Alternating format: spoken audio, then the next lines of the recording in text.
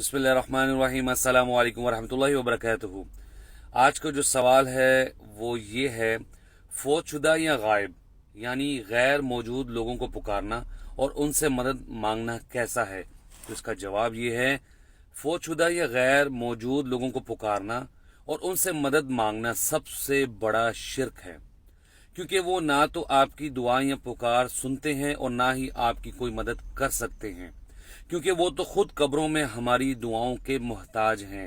ایسا عقیدہ رکھنا کہ قبروں والے سنتے ہیں یا ہماری مدد کر سکتے ہیں، اسلام کی تعلیمات کے قطعی خلاف ہے۔ دوسرا سوال، کیا مردے سنتے ہیں؟ بہت امپورٹنٹ سوال ہے نا۔ اس کا جواب نہیں، مردے نہیں سنتے۔ اللہ تعالیٰ نے فرمایا جیسے قرآن میں، اور آپ ان کو نہیں سنا سکتے جو قبروں میں ہیں۔ سوال، کیا ہم زندہ لوگوں سے مدد مانگ سکتے ہیں؟ جواب، جی ہاں، ان چیزوں کے سلسلے میں مدد مانگ سکتے ہیں جن کی وہ طاقت اور صلاحیت رکھتے ہیں۔ اللہ تعالیٰ نے فرمایا، نیکی اور تقوی کے کاموں میں ایک دوسرے سے تعاون کرو۔ سوال، کیا قبر کا طواف کرنا جائز ہے؟ جواب، نہیں، کعبے کے سوا کسی شے کا طواف کرنا جائز نہیں، یہ کھلا شرک ہے۔ سوال، جادو کا کیا حکم ہے؟ جواب، جادو کفر ہے۔ اللہ تعالیٰ کا ارشاد ہے، سلیمان علیہ السلام نے کفر نہیں کیا، لیکن شیطانوں نے کفر کیا کہ وہ لوگوں کو جادو سکھاتے تھے۔ سوال، کیا نجومیوں اور مستقبل کی خبریں بتانے والوں کے پاس جانا جائز ہے؟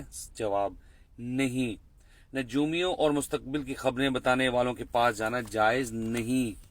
سوال، دم کرنا اور کرانا کیسا ہے؟ جواب، سنت نبی کے مطابق دم کرنا اور باعمل اور صحیح العقیدہ لوگوں سے کرانا جائز ہے۔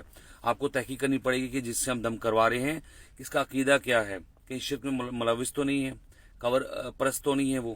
سوال، کیا قسمت معلوم کرنے کے لیے کسی کو ہاتھ دکھانا جائز ہے؟ جواب، قسمت معلوم کرنے کے لیے کسی کو ہاتھ دکھانا جائز نہیں۔ سوال، شرک کا نقصان کیا ہے؟ جواب، شرک کی وجہ سے انسان ہمیشہ کے لیے جہنمی ہو جاتا ہے۔ سوال، شرک اصغر کیا ہے؟ جواب، دکھاوے کے لیے نیکی کرنا شرک اصغر ہے۔